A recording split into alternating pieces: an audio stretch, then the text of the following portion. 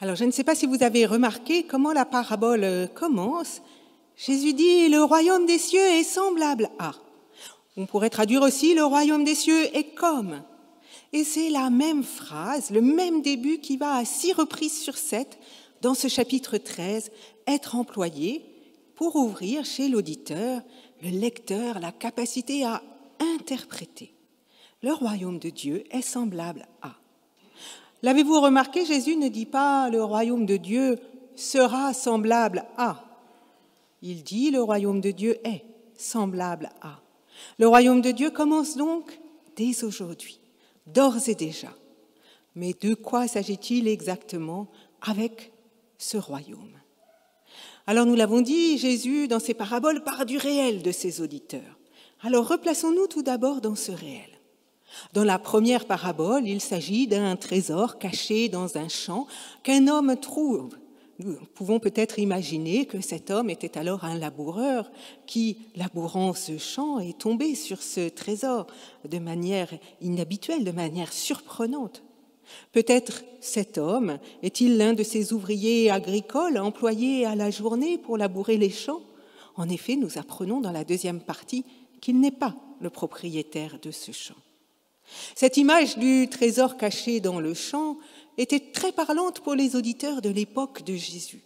Car à ce moment-là, évidemment, les coffres-forts n'existaient pas, encore moins les banques et les portefeuilles en actions, sans parler de toutes ces valeurs dématérialisées jusqu'au bitcoin aujourd'hui. À l'époque, on considérait que la meilleure manière de mettre son argent à l'abri, c'était de le cacher dans une jarre et de l'enfouir dans son champ, car qui saurait exactement où creuser? Dans la deuxième des paraboles, le royaume des cieux est semblable à un homme, un marchand, qui cherche de belles perles. Cette fois-ci, le royaume semble être davantage la quête, la recherche, que tout d'abord la perle elle-même, nous y reviendrons. Mais à nouveau, l'image est parlante. Pour faire du commerce, eh bien oui, il faut d'abord se mettre en quête d'une marchandise à revendre. Et les perles étaient un objet précieux, de grande valeur. Elles sont souvent présentes dans les contes de l'époque. Alors, attardons-nous tout d'abord sur les similitudes dans ces deux paraboles. Qu'il s'agisse du trésor caché dans le champ ou qu'il s'agisse de la perle de grand prix, dans les deux cas, il s'agit de deux objets de grande valeur. D'une si grande valeur que notre agriculteur comme notre marchand s'en vont vendre tout ce qu'ils ont pour acquérir soit le champ qui contient le trésor, soit cette perle plus précieuse que toutes les autres perles. Un trésor, une perle de grand prix. Il me semble que la première question que nous posent ces histoires, c'est peut-être qu'est-ce qui a du prix?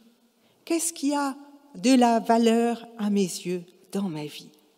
Qu'est-ce qui compte tant que je suis prêt à en faire la première priorité de ma vie? Que finalement cela constitue le trésor essentiel de mon existence, ce à quoi je pourrais renoncer à tout le reste pour ce trésor. Qu'est-ce qui constitue le trésor de mon existence? Chacun, chacune peut prendre quelques instants pour y réfléchir simplement. Et puis cette question, il me semble ensuite que chacune des paraboles la déploie à sa manière. En effet, vous l'avez entendu, dans la première histoire, l'homme réenterre le trésor. Cela peut sembler un geste un peu curieux. Un trésor, n'est-ce pas fait pour être partagé? Bien sûr, nous avons vu qu'enterrer le trésor, c'était s'assurer d'avoir une cachette sûre. Notre homme veut être certain de ne pas être dépossédé de ce trésor maintenant qu'il l'a trouvé. Mais nous pouvons aussi réfléchir symboliquement, en nous racontant ce trésor enfoui dans la terre. Cette histoire ne vient-elle pas nous interroger sur ce qui donne de la profondeur à nos vies? Ainsi, la deuxième question que les paraboles ce matin nous invitent à nous poser, ce serait peut-être « qu'est-ce qui donne ? Qu'est-ce qui donne de la profondeur à ma vie? Qu'est-ce qui fait que je la ressens profonde, qu'il y a cette dimension intérieure dans mon existence? » La deuxième parabole, elle, insiste plutôt sur la beauté des perles que le marchand cherche. Il ne cherche pas n'importe quelle perle, Il cherche de belles perles. Et voilà qu'il en a trouvé une encore plus belle, si belle que toutes les autres en viennent à perdre leur éclat. N'est-ce pas là une manière de nous inviter à nous interroger encore plus loin ce matin? Aujourd'hui, qu'est-ce qui rend nos vies belles? Qu'est-ce qui rend nos vies belles? Qu'est-ce qui a du prix ou qu'est-ce qui compte vraiment dans ma vie? Qu'est-ce qui lui donne de la profondeur? Qu'est-ce qui rend ma vie belle? Voilà 3 questions qui peut-être peuvent nous aider dans nos choix au quotidien. Ces 3 questions, les enfants sont en train d'y réfléchir, eux aussi, en bas, mais je crois qu'elles valent pour tout à chacun d'entre nous. Chaque fois qu'il nous faut remettre un peu d'ordre dans nos existences, chaque fois que tourbillonnant, nous avons parfois le sentiment de nous perdre en chemin. Peut-être qu'elles valent encore plus dans ce temps de rentrée où nous sommes justement dans l'ajustement des activités, de ces sacro-saints agendas, des choix, des priorités, des désirs des uns et des autres, avec bien sûr toutes les exigences de la vie, l'école, le travail, le labeur quotidien à accomplir. Peut-être que ces 3 questions suffisent à nous aider. Qu'est-ce qui compte vraiment dans ma vie? Qu'est-ce qui lui donne de la profondeur? Qu'est-ce qui la rend belle? Ainsi pourrait-on presque résumer l'exhortation de ces histoires. N'oublie pas ce qui fait ton trésor, n'oublie pas ce qui rend ta vie belle, ce qui lui donne de la profondeur.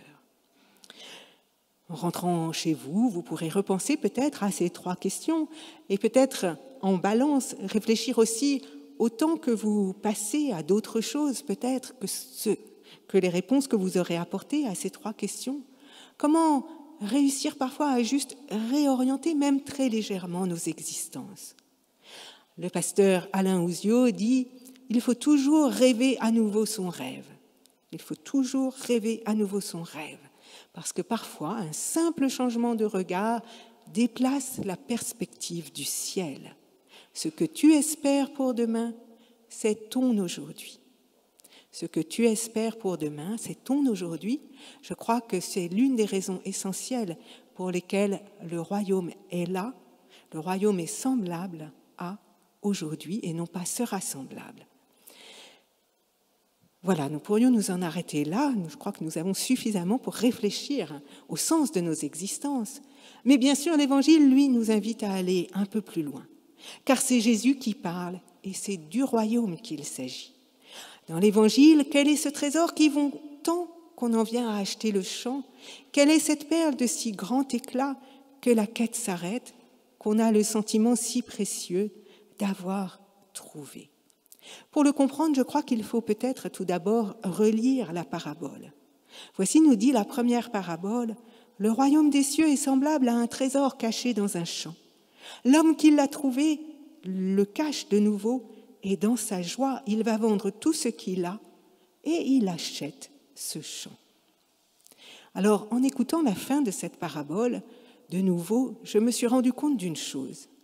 À la fin de cette parabole, l'homme est propriétaire d'un champ dans lequel est caché un trésor.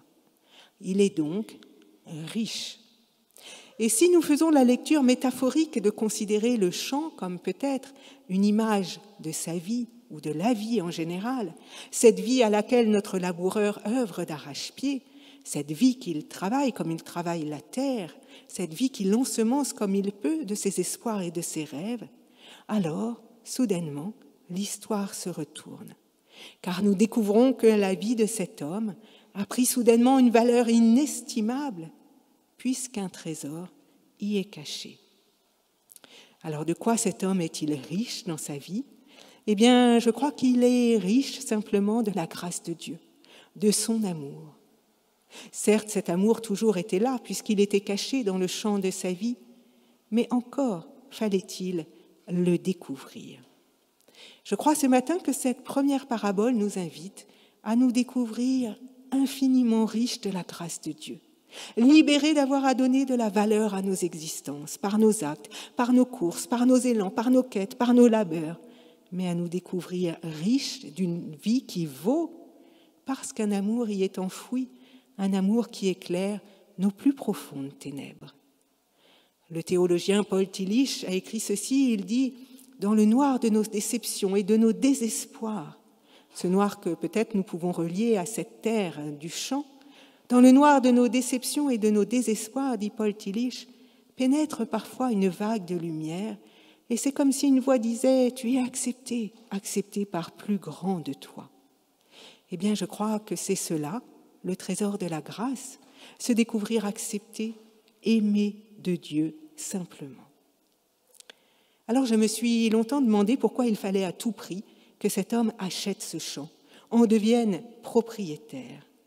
Et à force d'y réfléchir, je me suis dit qu'il y avait peut-être très simplement derrière l'image de cette acquisition, non pas les soubassements d'une économie libérale, ni même l'idée qu'il nous faudrait acquérir ou payer la grâce, mais simplement la mise en image du fait que l'homme est appelé à s'approprier la grâce de Dieu. Non pas pour en être le propriétaire exclusif, non, mais pour qu'il s'agit qu'il découvre que cette grâce est pour lui, personnellement, dans son histoire en propre. C'est lui, tel qu'il est, qui est aimé de Dieu, et toute communion spirituelle passe d'abord par cette prise de conscience individuelle, personnelle, tel que je suis Dieu même, dit un petit chant que nous reprenons souvent avec les enfants. Eh bien, je crois que c'est là le trésor simple de l'Évangile. Ce matin, Jésus nous dit en substance, ce savoir aimé de Dieu donne à nos vies une richesse insoupçonnée, et cette lumière de la grâce est source de plénitude et de suffisance pour nos vies. Alors qu'est-ce que cela change, me direz-vous ? Eh bien, peut-être qu'au lieu de papillonner, de chercher comment remplir notre vie à tout prix, quel sens lui donner, de chercher inlassablement de nouvelles perles, nous pouvons recevoir ce sens de Dieu lui-même. Mon existence vaut pour ce qu'elle est. Et parce que je suis aimé de Dieu, parce qu'il me dit, comme nous le découvrirons plus tard, avec d'autres paraboles, celle de la brebis et de la pièce perdue, que ma vie n'est pas à perdre, ou plus exactement que même si j'ai le sentiment de me perdre, je reste aux yeux de Dieu d'une valeur infinie, alors je peux vivre en plénitude, en aimant à mon tour, en donnant de la valeur, du prix à ce que j'aime, en me souvenant que tout à chacun est tenu dans l'amour de Dieu et compte à ses yeux. C'est pourquoi, nous dit Jésus, quelque chose du royaume surgit là, aujourd'hui, dans cette découverte du trésor de ce savoir aimer. Non pas demain quand j'aurai plus de temps, non pas dans l'ultime soir de ma mort, dans cet au-delà espéré, mais aujourd'hui, ici et maintenant, comme une grâce qui vient donner une profondeur insoupçonnée à mon existence, comme une grâce qui met en lumière la beauté de nos vies. Alors, cette grâce à qui est-elle donnée ? Eh bien, j'aime que ces paraboles se suivent car l'une ne va pas sans l'autre. Dans la première, la grâce est un don par surprise. Le laboureur tombe dessus, si l'on peut dire, il ne s'y attend pas. Et puis, dans la deuxième histoire, la grâce se révèle au terme d'une quête de longue haleine pour trouver des perles. Ces deux paraboles nous disent que la grâce peut être un don inespéré ou le fruit d'une longue quête. En tout cas, elle est un bien si précieux que la vie devient d'une richesse inestimable, la source d'une joie profonde. La source d'une joie profonde, eh bien, c'est justement avec la joie que je voudrais terminer maintenant, car c'est bien de joie qu'il s'agit aussi dans ces paraboles, notamment avec la parabole du trésor. Car ce qui mène notre laboureur à acquérir le champ, c'est la joie qu'il éprouve. Alors peut-être avez-vous remarqué que nous pouvons remplir nos vies à ras-bord d'activités, de biens, de sport, de toutes sortes de choses, d'amitié, mais nous ne pouvons pas, je ne crois pas, nous ne pouvons pas la remplir de joie. D'ailleurs, parfois, plus nous remplissons nos vies, plus la joie semble nous échapper, nous filer entre les doigts, tant le stress de nos existences alors chargées l'emporte.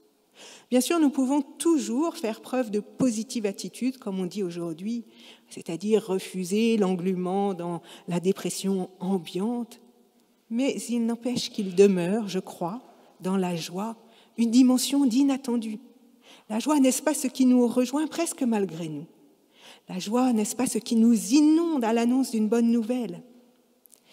Mais pouvons-nous vraiment convoquer la joie? Je crois que nous pouvons ouvrir les portes pour la rendre possible et que c'est ce qu'il nous appartient de faire, ouvrir les portes pour la rendre possible. Mais je crois que la joie profonde intérieure surgit en nous comme une grâce qui déborde, comme un don de Dieu parfois. Et justement, la grâce et la joie sont deux notions intimement liées. Le dictionnaire nous dit que, en grec en tout cas, la grâce se dit charis et la joie se dit chara. Ainsi, de la grâce à la joie, il n'y a qu'une seule voyelle qui change. Autrement dit, il y a dans l'amour de Dieu, dans sa grâce, la source d'une joie d'être précieuse. Et c'est ce qu'expérimente notre laboureur du jour.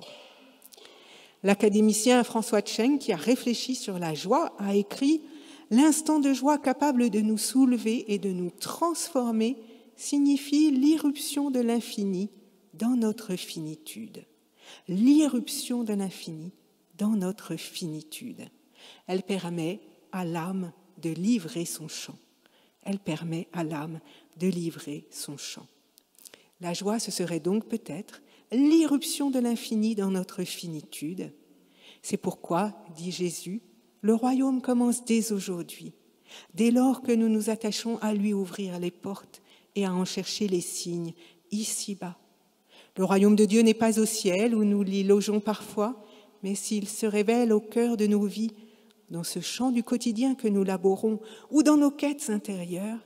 Et c'est à nous atteler à déceler la présence de Dieu ici-bas qu'il faut investir nos forces, peut-être simplement notre regard plutôt. C'est à ouvrir notre regard justement sur les beautés, les tendresses, les bienveillances dont notre vie est ensemencée que nous sommes appelés. Car c'est ici-bas que Dieu nous rejoint. Ce sera d'ailleurs le sens du message de Noël, mais là, je prends beaucoup d'avance. Alors nous allons rester en septembre, dans ce temps de rentrée, pour lequel nous rendons grâce, car nous pouvons enfin y faire des projets et nous retrouver les uns avec les autres. Mais n'oublions pas, il est un amour qui transfigure nos vies, qui leur donne profondeur et beauté, joie. Puissions-nous prendre le temps de l'accueillir et d'en vivre les uns avec les autres et donner ainsi un petit goût de royaume à nos existences. Amen.